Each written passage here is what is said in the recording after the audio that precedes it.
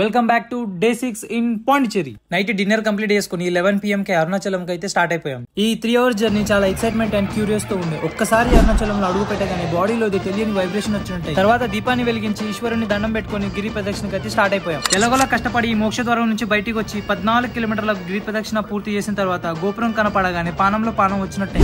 ఇంత జరిగిన తర్వాత అసలు నేను నిజంగా అరుణాచలం వచ్చానా అని ఇప్పటికీ ఆ డౌట్ నా మైండ్ లో బొంగరం తిరిగినట్టు తిరుగుతుంది. ఈ విశాలమైన గోపురాలను చూసిన తర్వాత నాకు ఒకటే చెప్పాలనిపిస్తుంది,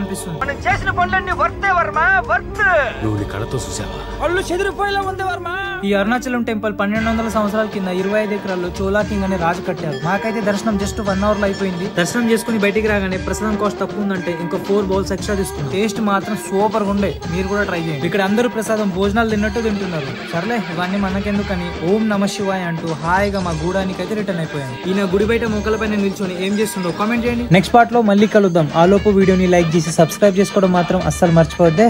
ఉంటా, బాయ్.